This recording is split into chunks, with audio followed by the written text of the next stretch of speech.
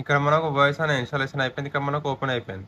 ఇప్పుడు దీంట్లో మనం స్టెప్ బై స్టెప్ ప్రతి ఒక్కటి సాఫ్ట్వేర్ దీంట్లో ఇన్స్టాలేషన్ చేసేసుకుంటే మనం ఇక్కడ డైరెక్ట్ కంప్యూటర్ అనేది ల్యాప్టాప్ అనేది డైరెక్ట్ యూజ్ చేసుకోవచ్చు. ఇప్పుడు ఇక్కడ రీఫ్రెష్ చేస్తుంటే ఇక మనకి ఇక్కడ పర్ఫార్మెన్స్ ఇక్కడ సిస్టమ్ పర్ఫార్మెన్స్ ఫాస్ట్ ఉంటుంది. ఎందుకంటే దీంట్లో మనకు ఎస్ఎస్జీ ఉంది కాబట్టి సిస్టమ్ అనేది పర్ఫార్మెన్స్ ఫాస్ట్ ఉంటుంది ఇక్కడ.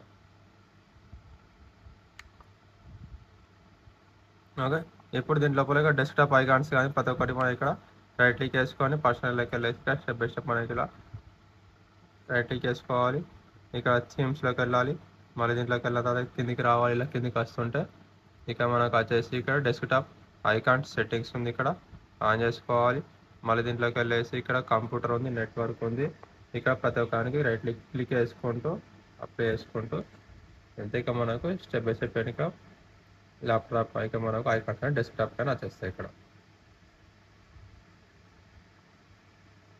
ఓకే, నెక్స్ట్ ఇక మళ్ళీ కంప్యూటర్ రైట్ క్లిక్ చేసుకొని వీలోకి వెళ్ళేసి స్మాల్ పెట్టుకోవాలి.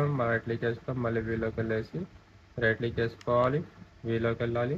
మళ్ళీ ఇక్కడ ఆటో అరేంజ్ ఐకాన్స్ ఆన్ చేసుకుంటే ఆటోమేటిక్ ఐకాన్ అరేంజ్ అయిపోయినాయి, సైజ్ తగ్గిపోయింది ఇక్కడ. ఇప్పుడు వీటి లోపల సాఫ్ట్వేర్ ఇన్స్టాలేషన్ చేసుకోవాలి.